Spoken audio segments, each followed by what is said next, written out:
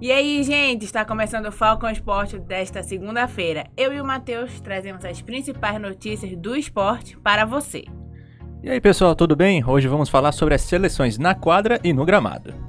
E começaremos falando sobre a nossa seleção olímpica, conquistando pela 9ª vez o torneio Maurice Revello na França. Depois de um empate em 1-1 no tempo normal com a seleção japonesa, a disputa foi para os pênaltis. E nossos garotos Matheus Vital, Matheus Henrique, Douglas, Wendel e Lianco marcaram para o Brasil. Mas quem fez a festa começar foi o nosso goleiro Ivan. Ele defendeu a última cobrança da seleção japonesa e fez o Brasil levantar o caneco do torneio. Como eu disse, é a 9ª vez que o Brasil conquista esse torneio olímpico. E a seleção terminou a competição com a melhor defesa e o melhor ataque, com 16 gols marcados, e o artilheiro da competição foi o Matheus Cunha, com 5 gols. Haja Matheus nessa equipe, hein? E parabéns mais uma vez para a nossa seleção. Ano que vem é ano de Olimpíada, né? Então, que a nossa seleção aí traga a segunda medalha de ouro pra gente, né? Quem diria, hein? Bom, seguindo o programa, vamos falar agora do Brasileirão Série D, que começou a segunda fase da competição. E o Manaus entrou em campo ontem, enfrentou o Real Ariquemes, lá no Valerião, e ganhou de virada por 2-1. Matheus e Derlan de pênalti marcaram para o Manaus. Emerson Bacas diminuiu por Ariquemes.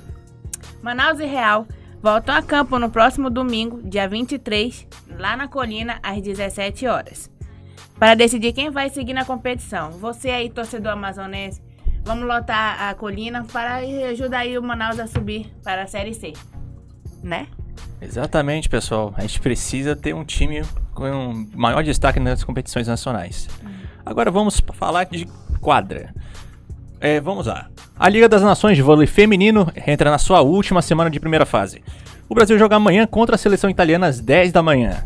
Na quarta-feira, temos o desafio da seleção belga. E na quinta-feira, enfrentamos a seleção turca.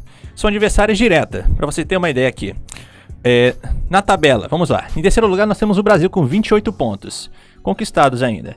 Atrás da Itália, que é a líder da competição, com 31 pontos. Em segundo lugar, a Turquia, com 29. Esse confronto direto vai ser importante para o Brasil para passar de vez essas duas seleções. E vencendo essas duas equipes, pode alcançar o primeiro lugar, como já é de se esperar, da Liga das Nações. E não é só nas quadras que o Brasil vai enfrentar a Itália, não é mesmo, Iggy? Pois é, temos aí acontecendo a Copa do Mundo Feminina e está bombando lá na França, com muitos gols. E nessa segunda, começou a terceira rodada da fase de grupos. E vai ter muitas emoções, porque o Brasil joga amanhã, às 4 horas da tarde, contra a Itália, valendo a classificação do grupo C. As brasileiras estão em segundo no grupo, com 3 pontos conquistados. Atrás de Itália, que é a líder com 6 pontos, a Austrália está em terceiro com os mesmos pontos do Brasil. Holanda e Canadá do grupo E, além de Estados Unidos e Suécia do grupo F, já estão classificadas para as oitavas de final da Copa do Mundo Feminino. Coreia do Sul, África do Sul, Jamaica, Escócia, Camarões, Nova Zelândia, Chile e Tailândia já estão eliminadas e só vão cumprir tabela. Pois é, né? Vamos torcer para o Brasil não dar uma escorregada que nem no último jogo, porque abrir vantagem e depois não saber administrar o resultado, isso a gente espera de alguns times da Série A, do Brasileirão. Bom, ela só precisa de um empate para avançar de fase aí, mas vai ser complicado, vai ser complicado administrar isso, porque se terminar em empate ainda mais sem gols, vai ter muita vaia e vai diminuir o apoio à seleção. Por falar em seleção e em apoio baixo, continuando o assunto, agora vamos falar de Copa América, que está acontecendo aqui no Brasil. E entra a sua segunda rodada. Amanhã o Brasil enfrenta a Venezuela às 9h30 da noite, lá na Fonte Nova, para continuar em primeiro lá no grupo A. No sábado nós tivemos um empate amargo entre Peru e Venezuela por 0-0. Quem diria que a seleção do Peru não conseguiria enfrentar a Venezuela, hein? Pois é. Ainda mais as condições que se encontra a seleção. E a derrota nem tão esperada assim da Argentina para a Colômbia. Inacreditável. Eu tinha dito aqui na semana passada que as favoritas eram Uruguai, Brasil e Colômbia. As três se deram bem. Está se confirmando aí o favoritismo. Quem diria?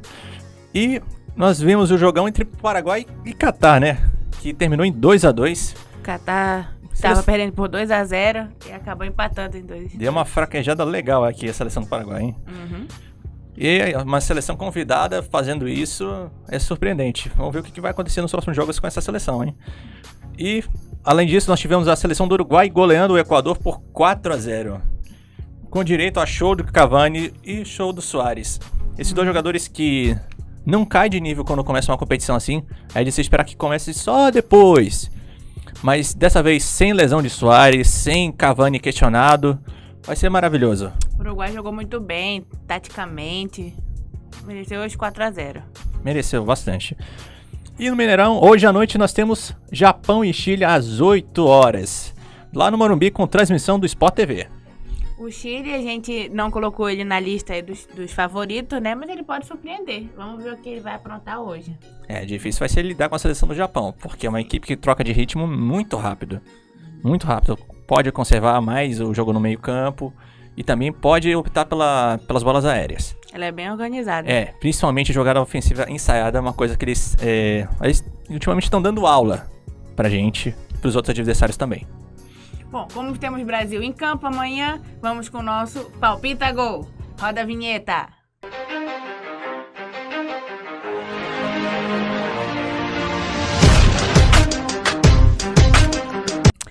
E aí, Matheus, o que você acha que vai ser o placar de Brasil e Itália na Copa do Mundo Feminina? Eu espero um jogo bem equilibrado, principalmente no primeiro tempo. Uma das seleções vai acabar fraquejando no segundo tempo. E eu espero que não seja o Brasil de novo, né? Verdade. Então, meu palpite é 2-1 pro Brasil. Gol só no segundo tempo mesmo. Acho que vão trancar muito o jogo no primeiro tempo. Vão estudar as defesas, as fraquezas também. Mas vai ter muita bola ainda na pequena área. Primeiro tempo vai ser só estudando as adversárias. Isso. Com as goleiras dos dois times trabalhando muito, por assim dizer. Eu vou ser um pouco mais otimista. Eu acho que vai ser 2-0 Brasil, com a Bárbara pegando todas as bolas. Será? Torcer pro Brasil passar de fase. E jogando muito bem. Uma coisa que eu vi no jogo da Itália contra a Austrália é que ela sabe improvisar a jogada muito bem fora da área. Porque pra ter essa vantagem é porque a seleção da Austrália estava ruim naquele setor defensivo. Agora o que pode ser um problema pro Brasil mesmo é o setor de meio campo. Porque não adiantou nada reforçar na última partida contra a Austrália. A gente acabou levando 3 gols. Uma virada, né? É. Pois é. E no jogo da Copa América entre Brasil e Venezuela?